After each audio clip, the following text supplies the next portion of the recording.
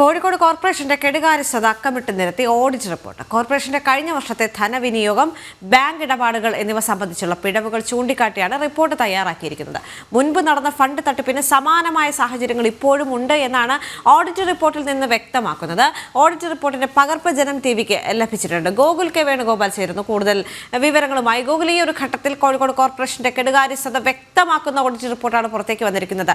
ധനവിനിയോഗം ഉൾപ്പെടെയുള്ള ഇടപാടുകൾ സംബന്ധിച്ചുള്ള പിഴവുകൾ അതിനകത്ത് ചൂണ്ടിക്കാട്ടിയിട്ടുണ്ട്. മറ്റെന്തൊക്കെ പ്രധാനപ്പെട്ട വിവരങ്ങളാണ് ഓഡിറ്റ് റിപ്പോർട്ടിൽ ചൂണ്ടിക്കാട്ടിയിരിക്കുന്നത്?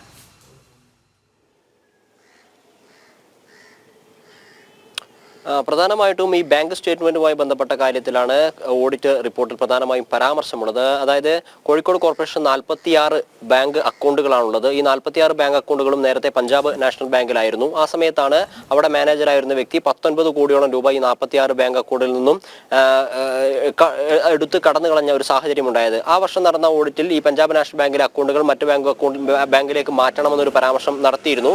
പക്ഷേ ഇപ്പോൾ നോക്കുമ്പോഴും 7ഓളം ബാങ്ക് അക്കൗണ്ടുകൾ അവിടെ തന്നെയാണ്, പഞ്ചാബ് നാഷണൽ ബാങ്ക് അക്കൗണ്ടുകൾ തന്നെയാണ് തുടരുന്നത് എന്ന് പറയുന്നു. മാത്രമല്ല, ഈ 46 ബാങ്ക് അക്കൗണ്ടുകളുടെ സ്റ്റേറ്റ്മെന്റ് ഹാജരാക്കുവാൻ വേണ്ടി കോർപ്പറേഷൻ അധികാരികൾക്ക് സാധിച്ചിട്ടില്ല എന്നുള്ളത് പ്രധാനപ്പെട്ട വിഷയമാണ്. അതോടൊപ്പം തന്നെ 2018 മുതൽ വിവിധ വസ്തു നികുതികളിൽ 33 കോടിയോളം രൂപ പിരിച്ചെടുക്കാനുണ്ട്. ആ തുക പിരിച്ചെടുക്കാൻ വേണ്ടി കോർപ്പറേഷൻ സാധിച്ചിട്ടില്ല. ബാങ്ക് അക്കൗണ്ടുമായി ബന്ധപ്പെട്ട വിവരങ്ങളൊന്നും സബ്മിറ്റ് ചെയ്യാൻ വേണ്ടി കോർപ്പറേഷൻ സാധിച്ചിട്ടില്ല. അങ്ങനെ തുടങ്ങി വളരെ നിശിതമായ വിമർശനങ്ങൾ അല്ലെങ്കിൽ അത്തരം കെടുകാര്യസ്ഥത സംബന്ധിച്ച വിവരങ്ങളാണ് കോർപ്പറേഷന്റെ ഓഡിറ്റ് റിപ്പോർട്ടിലുള്ളത്. 46 ബാങ്ക് അക്കൗണ്ടുകളാണുള്ളത്. ഇതിന്റെ പാസ്ബുക്ക്, സ്റ്റേറ്റ്മെന്റ് എന്നിവ ഓഡിറ്റ് നടക്കുന്ന സമയത്ത് ഹാജരാക്കുവാൻ വേണ്ടി സാധിച്ചില്ല. ബാലൻസ്, നീക്കിയിരിപ്പ് തുക എത്രയാണ് എന്നതിനെ സംബന്ധിച്ച കാര്യങ്ങൾ കണക്കാക്കാൻ വേണ്ടി അല്ലെങ്കിൽ അവതരിപ്പിക്കാൻ വേണ്ടി സാധിച്ചില്ല. മാത്രമല്ല, ഈ ബജറ്റുമായി ബന്ധപ്പെട്ട വിഷയത്തിലും ഒരു വലിയ പരാമർശം നടത്തുന്നുണ്ട്. അതായത് കോർപ്പറേഷൻ ഉള്ള വരവിനേക്കാൾ കൂടുതൽ വലിയ തുകയുടെ ബജറ്റാണ് അവതരിപ്പിക്കുന്നത്. ഇത് വരവ് ചെലവ് സംബന്ധിച്ച കാര്യത്തിൽ ഒരു കൃത്യത ഇല്ലാത്ത അവസ്ഥ ഭാവിയിൽ വരും എന്നൊരു മുന്നറിയിപ്പ് നൽകുന്നുണ്ട്. സാമ്പത്തിക ഇടപാടിൽ കോർപ്പറേഷന് കാര്യക്ഷമതയില്ല എന്നതിനെ സംബന്ധിച്ച പരാമർശങ്ങൾ നേരത്തെയുള്ള ഓഡിറ്റ് റിപ്പോർട്ടുകളിലും ഓഡിറ്റ് നടത്തിയ സമയത്തും അതിന്റെ റിപ്പോർട്ടുകളിൽ പരാമർശിച്ചിട്ടുണ്ടായിരുന്നു.